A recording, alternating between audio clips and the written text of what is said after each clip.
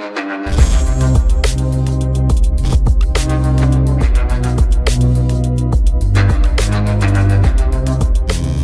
वालेकुम गाइस, कैसे हैं आप। उम्मीद करता हूं कि आप सब खैरियत से होंगे, खुश होंगे और हमारी दुआ है कि हमेशा खुश रहें, हंसते और मुस्कुराते रहें। मेरा नाम है रहमान अनवर और मैं मोहम्मद। मेरा नाम है मुदस्सर इमरान और मैं उज़फ़र इक़बाल। और आज हम जिस वीडियो पर रिएक्ट करने जा रहे हैं, इस वीडियो का टाइटल है अरबी धोखेबाज। तो क्या करना चाहिए मुसलमान को। भाई अरबियों ने कि भाई अपना थोड़ा सा उठा कर काम और ख़ुद पीछे हट गया। अब मुसलमानों को भाई क्या करना चाहिए। वीडियो भी काफ़ी अच्छी होने वाली है, देखते हैं और बाद में देते रिव्यू। तो चलो वीडियो करते हैं शुरू। भारत पर दुनिया थूक रही है। इनको लगा कि अरबियों ने हमें गोद ले लिया है। इनको तो ये पता ही नहीं था कि शरीयत में गोद जायज़ नहीं है। मुसलमानों, शर्म आने वाली बात है, शर्म आने वाली बात है। जिस बात के लिए मैं कहता था जुमे की नमाज हो रही है और ऊपर पुलिस का ड्रोन चल रहा है, तुम सेकुलरवाद के भी बादशाह होते और तुम राष्ट्रवाद के भी बादशाह होते। और ये देश इस गलती पर तुम्हारे कैरेक्टर को देख के, तुम्हारे ईमान को देख के, तुम्हारे सेकुलरिज्म को देख के, तुम्हारी सच्चाई को देख के और तुम्हारे राष्ट्रवाद को देख के तुम्हें सलाम करता, लेकिन तुमने मौका गवा दिया। लेकिन मुसलमानों से गुजारिश है कि अपने छोटे बच्चे जो 4 साल के, 5 साल के, 7 साल के, 8 साल के हैं, जुमे के दिन उनसे कहना शुरू कर दो कि बेटा आज जुमा है, आज शैतानी नहीं करते। बेटा आज जुमा है, आज छोटी बहन को परेशान नहीं करते। बेटा आज जुमा है, आज मम्मी को परेशान नहीं करते। बेटा आज जुमा है, आज ज़्यादा टीवी नहीं देखते। बेटा आज जुमा है, आज पढ़ते ज़्यादा हैं नमाज पढ़ने के अलावा। ठीक, ताकि इनकी जहनियत में ये बात अभी से आ जाए, कौम की, आने वाली नस्ल की, कि जुमे के दिन हमें सबसे बेहतर इंसान। नमस्कार, सत श्री अकाल, अस्सलाम वालेकुम। कैसे हैं जनाब। आपका दोस्त दुश्मन सगा सौतेला doctor Syed Rizwan Ahmed face to face में आपका स्वागत करता है, खैर मकदम करता है। तो आज के वीडियो का नाम है अरबी धोखेबाज, कांग्रेस चालबाज, तो क्या करे मुसलमान। जी हाँ दोस्तों, श्रृंखला के तौर पर बताता हूं कि ये नाम क्यों रखा गया है और जितना भी तर्क दूंगा वो धरातल पर सत्य है, क्योंकि मैं सकारात्मकवाद पर यकीन नहीं करता, सत्यवाद पर यकीन करता हूं। तो साहब, जब नुपुर शर्मा का मामला हुआ तो 11, 12, 14 अरबी मुल्क नाराज हो गए। अच्छा, इस बात से माने या ना माने, सेकुलर पार्टियां या मुस्लिम नेता या मुस्लिम धर्मगुरु या मुसलमान डिबेट में आने वाले अंदर ही अंदर बड़े खुश हो रहे थे, पर कह रहे थे देखिए भारत पर दुनिया थूक रही है। यानी अल्फाज देखिए, भारत पर दुनिया थूक रही है। इनको लगा कि अरबियों ने हमें गोद ले लिया है। इनको तो ये पता ही नहीं था कि शरीयत में गोद जायज़ नहीं है। तो ये सोचने लगे कि साहब 43 बिलियन इकॉनमी आती है, वहाँ से रिमिटेंस आता है, तेल आता है। एक जाहिल ने मुझे लिखा कि स्विस कैनाल बंद कर देंगे, तेल देना बंद कर देंगे। अरे भाई, मैंने कहा होल्ड करो, आगे आगे पता चलेगा होता है क्या। अब हुआ क्या, इन्होंने सोचा जैसा मैंने बताया कि अरबियों ने गोद ले लिया। कुछ अरबी मुल्क में, कुवैत में मुसलमान थे, वो सोचे अब तो हम एक टीम के हैं और हमारा कॉमन दुश्मन वो काफिर है जो हिंदुस्तान के नाम से, जिसका देश जाना जाता है। उन्होंने वहां पर नारेबाजी करनी शुरू कर दी। अरबियों को आया गुस्सा। अरबियों ने कहा ये नारेबाजी, ये ड्रामा और ये गुंडागर्दी अपने अपने देशों में करना। 4 मुल्क के लोग थे, जिसमें हिंदुस्तान के भी थे, पाकिस्तान के भी थे, 4-5 बांग्लादेश के थे और शायद 8, 10, 20 ईरान के थे। सबको लात मार के निकाल दिया। अब उसके बाद बवाल बढ़ा, उसके बाद दंगे हुए, उसके बाद पत्थर चले, उसके बाद गोली चली, उसके बाद मकान गिरे। अरबी चुप। उन्होंने साफ संदेश दे दिया मुसलमानों को कि देखो भाई, हजूर का मामला था, हमने एक औपचारिकता पूरी कर दी, राजदूत को बुला के अपना ऑब्जेक्शन लगा दिया। अब हमारे दम पर मत रहो, हमारा काम पूरा हो गया। इस्लामिक मुल्क होने के नाते हमें जो करना था हमने कर लिया। और इससे पहले ना अरबी हिजाब के मामले में बोले, ना राम मंदिर के मामले में बोले, ना ज्ञान वापी के मामले में बोले, ना सीए के मामले में बोले। तो अरबियों का बस इतना संदेश था कि जहां हमारे कुरान, हमारे हजूर की बात आती है, वहां पर हम एक फॉर्मल ऑब्जेक्शन करेंगे। यार तुम जानो, भारत जाने, वहां की सरकार जाने और वहां का मुसलमान जाने, तुम्हें घर गिराना है घर गिराओ, सीए लाना है सीए लाओ, स्कूलों में हिजाब बंद कराना है बंद कराओ। यार देखो, हमसे मतलब नहीं है। ये लोग ये नहीं समझे कि जब राजदूतों को बुलाया जाता है तो वो एक डिप्लोमेटिक एक तरीका होता है अपनी विरोध रखने का। अब जैसे कल गुरुद्वारे में अफगानिस्तान में गोली चली जिसमें 2 सिख मारे गए, तो भारत ने भी हिंदुस्तान में अफगानिस्तान के राजदूत को बुलाया है, लेकिन इस पे बहुत से मुसलमान, बहुत से जाहिल पढ़े लिखे मुसलमान खुश हो गए, ओहो वहां से रिमिटेंस आना बंद हो जाएगा। हुआ कुछ नहीं, ऊपर उन्होंने हमसे और गेहूं मांगना शुरू कर दिया। तो इस मारे मैंने वीडियो का नाम रखा कि अरबी निकले धोखेबाज। अब मैं ये क्यों कह रहा हूं कि कांग्रेसी निकले चालबाज? नेशनल हेराल्ड का मामला सुन रहे हैं ना, पहले देख लीजिए कांग्रेसी राहुल गांधी के मारे क्या क्या कर रहे हैं।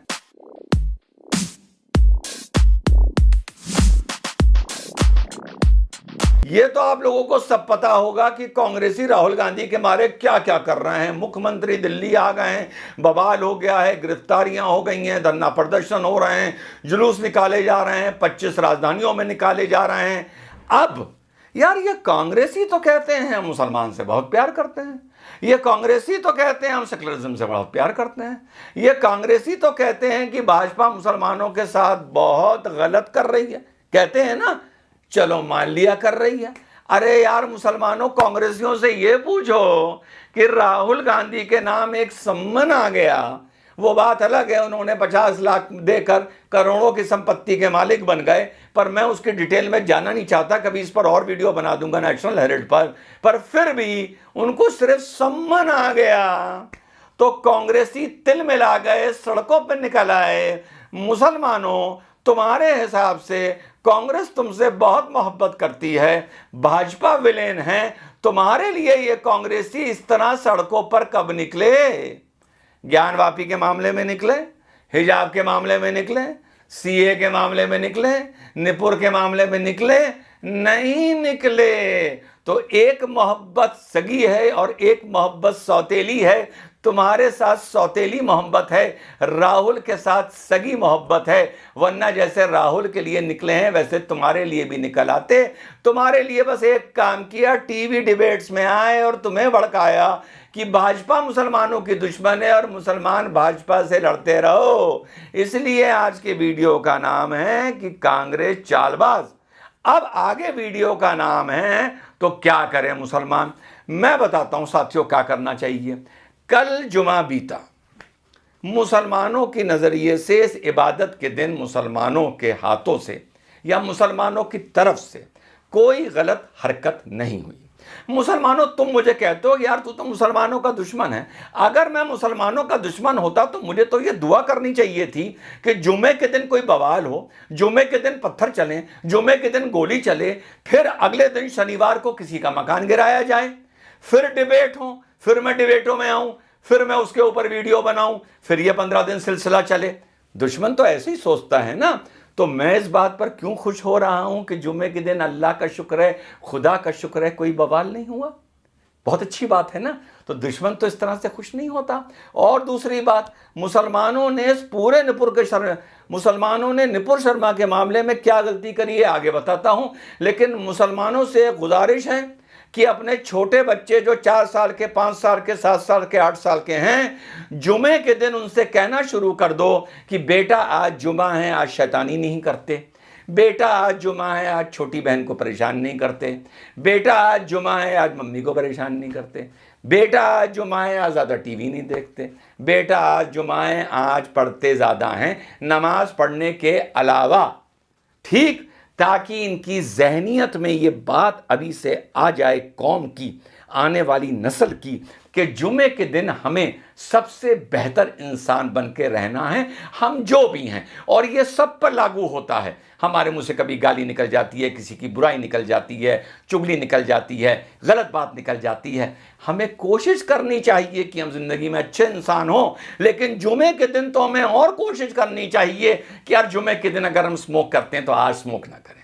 अगर मान लो कोई मुसलमान ड्रिंक करता है तो जुमे के दिन ड्रिंक ना करें। अगर मान लो कोई मुसलमान के मुंह से गाली निकल जाती है, नहीं यार जुम्मे के दिन मुंह से गाली नहीं निकलनी चाहिए, तो जुमा हमारा सबसे पाक दिन होना चाहिए। जुमा हमारा मिसाल का दिन होना चाहिए कि यार जुमे का दिन है, मुसलमान झूठ नहीं बोलेगा, जुमे का दिन है, मुसलमान बवाल नहीं करेगा, जुमे का दिन है, पत्थर नहीं चलाएगा। मुसलमानों, शर्म आने वाली बात है, शर्म आने वाली बात है।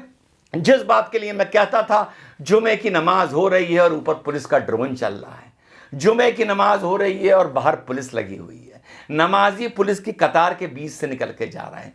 टीले वाली मस्जिद पर यही हुआ है। शर्म नहीं आती? इस्लामिक काउंसिल ने आज बोला कल जुमे से पहले कि भाई जुमे के दिन कोई ऐसे स्लोगन ना लगाया जाए या कोई बवाल ना हुआ जाए। यार मैं पूछता हूं कि जूते खाने के बाद, डंडा खाने के बाद, गोली खाने के बाद, मकान गिनवाने के बाद ही ऐसी इस्लामिक काउंसिल्स को अकल आती है जो मुझे 12 साल की उम्र में आ गई थी या 18 साल की उम्र में आ गई थी या 28 साल की उम्र में आ गई थी कि जुमे के दिन मुसलमान जो भी बवाल करता है वो गलत करता है। पैलेस्टीन से लेकर हिंदुस्तान तक, आज़ाद मैदान से लेकर कानपुर तक और प्रयागराज तक, इसके लिए फतवे देने पड़ते हैं, इसके लिए गुजारिश करनी पड़ती है कि जुमे के दिन बवाल ना करो। पुलिस खड़ी है, अच्छा लगता है, बुरा लगता है? अपने आप से सोचो, अच्छा लगता है नहीं लगता है? और अगर मैं ये चाहता कि जुमे के दिन बवाल हो तो आज मैं मुसलमानों का इस बात के लिए कम से कम शुक्रिया क्यों करता कि यार तुमने बहुत अच्छा किया कि जुमे के दिन तुमने बवाल नहीं किया। जुमे के दिन बवाल करोगे तो मस्जिद का नाम भी खराब होगा और कौम का नाम भी खराब होगा और इस्लाम का नाम भी खराब होगा और तुम्हारी इबादत का नाम भी खराब होगा और वह इबादत मकरू मानी जाएगी, झूठी मानी जाएगी। अब अपनी बात खत्म करता हूं, बताता हूं मुसलमानों को क्या करना चाहिए था, गौर से सुनना। सबसे पहले तो नुपुर शर्मा ने जो बोला, मुसलमानों को एक नारा देना चाहिए था कि रहमानी और नुपुर के खिलाफ मुकदमा लिखो। सबसे पहले जैसे ही तुम ये नारा देते कि रहमानी और नुपुर के खिलाफ मुकदमा लिखो, तुम सेकुलरवाद को यूं उठा देते, यूं सेकुलरवाद को यूं उठा देते कि ये देखो मुसलमान हैं, अगर भोलेनाथ को लेके किसी को भड़काया तो ये उसके लिए भी कह रहे हैं कि मुकदमा लिखो और नुपुर के लिए भी कह रहे हैं। दूसरी बात, कभी भी किसी गलती पर या जिस लेवल पे जो शब्दावली, एक शब्द जो नुपुर ने गलत बोल दिया गुस्से में, तैश में आकर, चलो फिर से कहता हूं मान लिया, हर चीज की जो एक सजा होती है वो उस गलती से मैच करनी चाहिए। दूसरी गलती आप लोगों ने कोई फांसी चढ़ा दो, गला काट दो, ये कर दो। दूसरी सीधी बात कहनी चाहिए थी, रहमानी और नुपुर देश से माफी मांगे, इतना ही बहुत है। रहमानी और नुपुर देश से माफी मांगे।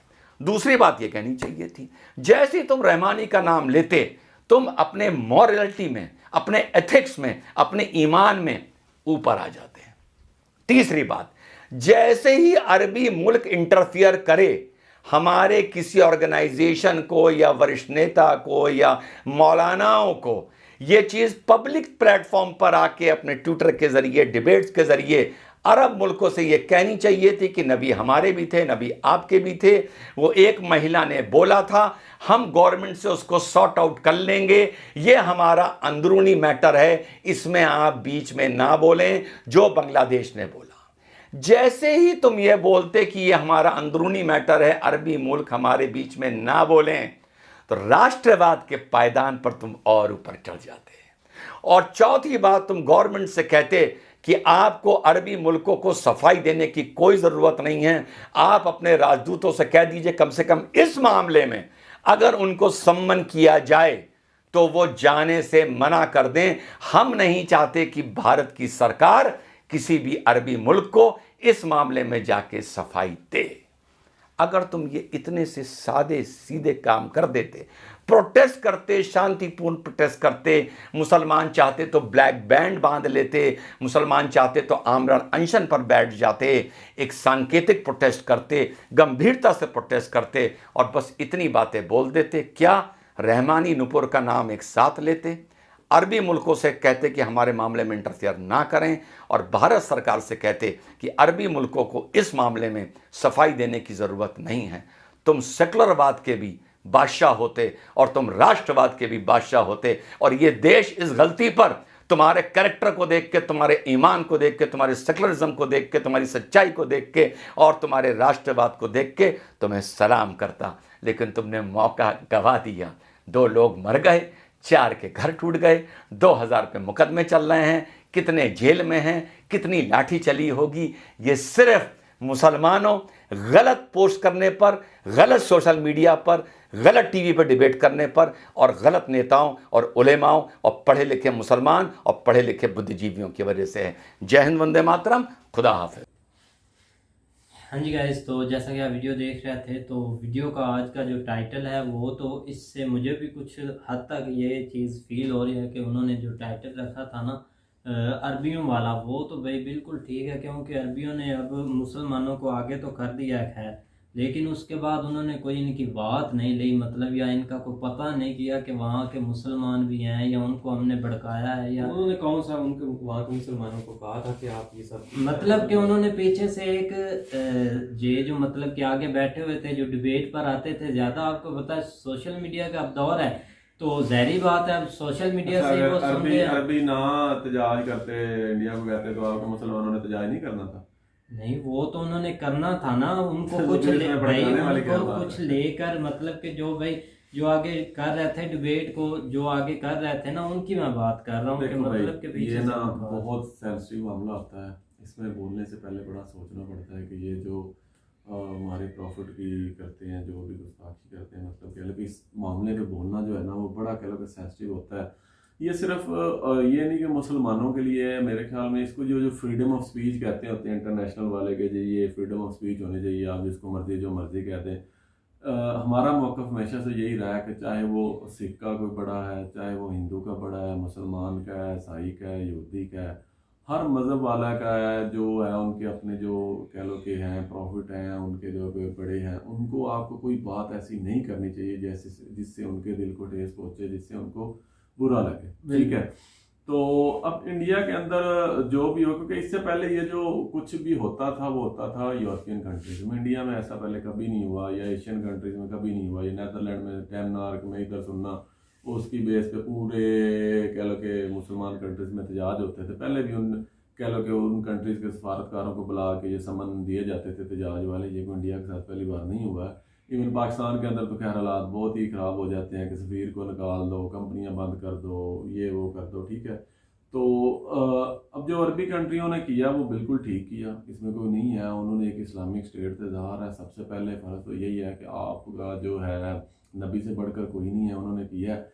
लेकिन उसके बाद ये कहना कि ये कह रहे हैं कि आप ट्रेड बंद कर दोगे, रेमिटेंसेस बंद कर दोगे, ये करना बड़ा मुश्किल है आज के दौर में। देखो ना, पाकिस्तान के ऊपर इतना प्रेशर आया है, ये लब्बैक वाले इस्लामाबाद जाके बैठ गए थे, पूरा मुल्क बंद कर दिया था एक हिसाब से इन्होंने, कराची में बैठ के, इधर पाकिस्तान ने फिर भी सफीर नहीं निकाला। हालांकि पाकिस्तान जो है कई ज़्यादा इस्लामिक कंट्री है अरबियों से।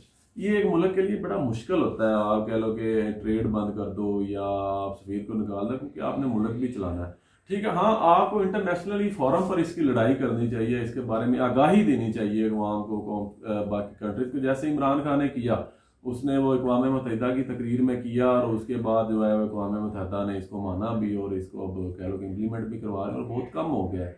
तो इंडिया के अंदर पहली बात ऐसी चीज़ होना नहीं चाहिए था, और अगर हुआ है तो उसके खिलाफ इंडियन स्टेट को कम से कम इतना एक्शन ज़रूर लेना चाहिए कि फ्यूचर के अंदर कोई ऐसी हरकत ना करे।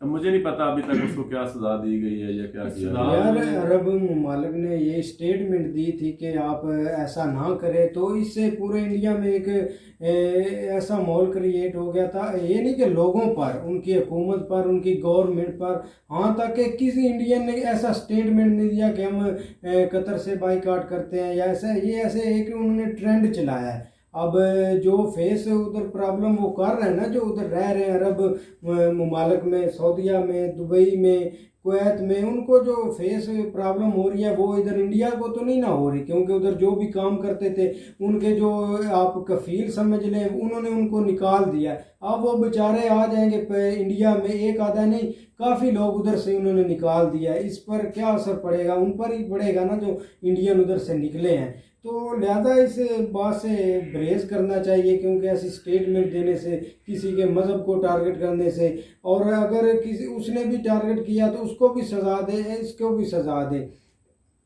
बिल्कुल। अब देखिए, मैं पिछले दिनों देख रहा था, हमारे पाकिस्तान में एक वीडियो वायरल हुई थी, करतारपुर कॉरिडोर के अंदर ना एक लड़की को गई है उधर, और उसने सर से कपड़ा उतार के एक वीडियो बनाई थी। ठीक है, और सिखों ने उसके ऊपर एहतजाज किया और पाकिस्तान ने उसी वक्त एक्शन लिया और उसको कह लो कि वो बैन भी किया, सजा भी दी और बाद में इम्प्लीमेंट भी करवाया कि भाई फ्यूचर में ऐसा कोई यहाँ पर नहीं होना चाहिए। ठीक है, हालांकि उसमें उन सिखों के कोई उनके किसी बड़े की जो है वो कह लो कि उनके जो है उनकी तो नहीं हुई, लेकिन उस जगह को कह लो कि जो मुकाम है, जो इज्जत है, उसका अपमान किया गया, जो उनकी रवायात तोड़ा गया, तो उसके ऊपर एक्शन लिया गया। तो इंडियन गवर्नमेंट को भी ये लेना चाहिए ताकि कोई फ्यूचर में ऐसा ना कर सके। और ज़ाहिर है अरबी कंट्री ने एक्शन तो लेना ही था। अब ज़ाहिर है आपके हमारे नबी यार अरबी ममालिक के आगे ये इंडियन बोलते भी नहीं ना, कौन बोलेगा? एक स्टेटमेंट के खिलाफ भी बोलता है ना, असल में स्टेक है ना, वहाँ से रेमिटेंस आते हैं हमारा नहीं, उनके ये बस इधर पाकिस्तान पर चढ़ाई कर दी, उसको बोल दिया, इसको बोल दिया। और जैसे जवान बोल रहे थे कि ये हमारा अंदरूनी मामला है, ऐसा थोड़ी अंदरूनी मामला, प्रॉफिट का मामला अंदरूनी मामला नहीं होता इंडिया। अब मुझे ये बताओ, यहाँ पर हम अगर यहाँ पर हिंदुओं के किसी बड़े की यहाँ पर कर देते हैं गुस्ताखी, तो क्या आप ये कहेंगे हमारा अंदरूनी मामला है? क्या इंडिया वाले नहीं बोलेंगे? क्या इंटरनेशनली सारे हिंदू नहीं बोलेंगे? ठीक है, ये जब आपके मजहब पर बात आ जाती है ना, तब वो इंटरनल मामला नहीं रहता, फिर वो पूरी दुनिया के इस बेचारे की भी मजबूरी ये पता नहीं क्या लॉजिक लेके बैठे होते उनकी हैं। साइड लेनी होती है। शायद मुझे तो इस पर शक है कि मुसलमान भी है या नहीं, क्योंकि जो जब भी बोलता है कि मैं ऐसा कर दूंगा, ऐसा मुसलमानों के खिलाफ, के मुसलमानों ने गलत किया, चाहे हजाब का वीडियो, हजाब का मामला, उसकी 15 वीडियो है, एक इसने लफ्ज नहीं बोला कि उसने गलत इन्होंने किया या उसने गलत किया।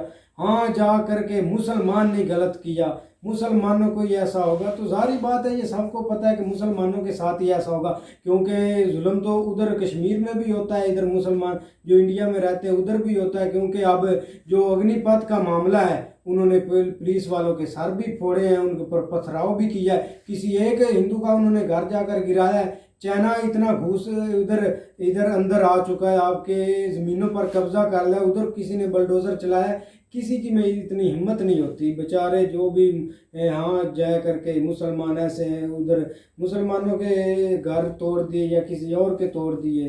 अच्छा, बांग्लादेश ने फिर क्यों कहा है कि ये इंडिया का अंदरूनी मामला है, हम इसमें कोई जो है ना किसी किस्म का स्टेटमेंट नहीं दें?